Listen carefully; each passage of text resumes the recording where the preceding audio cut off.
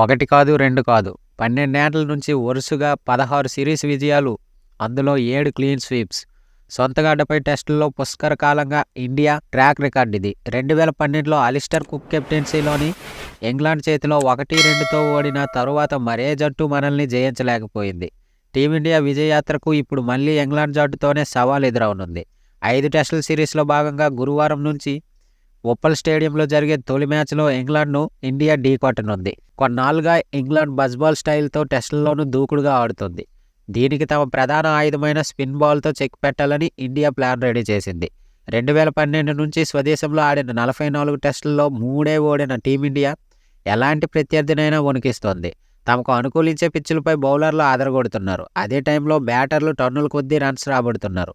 ఉప్పల్లో flat spin wicket రెడీగా ఉండగా అశ్విన్ జడేజాను ఎదుర్కోవడం ఇంగ్లీష్ బ్యాటర్లకు చాలా కష్టమనే చెప్పాలి. ఇరు జట్లు 3 స్పిన్నర్లతో బరిలోకి దిగుతున్న నేపథ్యంలో ఎవరిది పైచేయి అవుతుందో చూడాలి. సొంతగాడిపై టీమిండియా ఫేవరెట్గా బరిలోకి దిగుతోంది. తన ఆధిపత్యాన్ని కొనసాగించాలంటే బ్యాటర్లు నిలకడగా ఆడాలి. కెప్టెన్ రోహిత్ వెస్టిండీస్పై అరంగేట్రంలోనే సూపర్ సెంచరీ చేసిన యశస్వి జైస్వాల్తో కలిసి ఇన్నింగ్స్ ఆరంభించనున్నాడు. ఇద్దరూ మంచి పునాది వేస్తే జట్టుకు తిరుగుండదు. గత 9 ఇన్నింగ్స్లో ఒక్క 50 కూడా కొట్టలేని మరో యంగ్స్టర్ సుమన్ గిల్పై అందరి దృష్టి ఉంది. గతేడాది న్యూజిలాండ్పై వన్డేల్లో డబుల్ సెంచరీ సాధించిన వేదికపై తన సత్తా చాటుతాడేమో చూడాలి. కోహ్లీ లేకపోవడం జట్టుకు లోటే. దాంతో గిల్తో పాటు మిడిల్ ఆర్డర్లో శ్రేయస్ అయ్యర్, కేఎల్ రాహుల్పై ఎక్కువ బాధ్యత ఉండనుంది. కీపర్ కోసం ధ్రువ్ జోరెల్ నుంచి పోటీ ఉన్నప్పటికీ కాస్త అనుభవం ఉన్న కేఎస్ భరత్ తుది జట్టులోకి రానున్నాడు. హిట్ పెయిర్ అశ్విన్ జడేజాకు తోడు మూడో స్పిన్నర్గా కుల్దీప్ యాదవ్, అక్షర్ పటేల్ పోటీ పడుతున్నారు. ఆల్రౌండర్ కాబట్టి అక్షర్ వైపే మొగ్గు చూపే అవకాశం ఉంది. బుమ్రా పేస్ బౌలింగ్ నడిపించనుండగా తన హోమ్ గ్రౌండ్లో తన తొలి టెస్టులో అదరగొట్టాలని హైదరాబాదీ సిరాజ్ ఆశిస్తున్నాడు.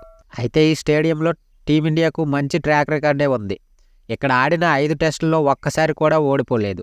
ఓ మ్యాచ్ను డ్రా చేసుకుని 4 గెలిచింది. చివరగా 2018లో జరిగిన టెస్టుల్లో వెస్టిండీస్పై 10 వికెట్లతో నెగ్గింది. మరో 10 వికెట్లు తీస్తే అశ్విన్ 500 వికెట్ల క్లబ్లో చేరుతాడు. జో రూట్ మరో 10 రన్స్ రాబడితే ఇండియా ఇంగ్లాండ్ మధ్య టెస్టుల్లో అత్యధిక రన్స్ చేసిన సచిన్ రికార్డును బ్రేక్ చేస్తాడు. ఈ మ్యాచ్లో మరో విశేషం ఏమిటంటే కోహ్లీ, పుజారా, రహానే ముగ్గురు లేకుండా టీమిండియా టెస్ట్ మ్యాచ్ ఆడటం 2011 నవంబర్ తరువాత ఇదే మొదటిసారి. మరిన్ని వీడియోల కోసం మన ఛానల్ని లైక్ చేయండి, షేర్ చేయండి, సబ్స్క్రైబ్ చేయండి.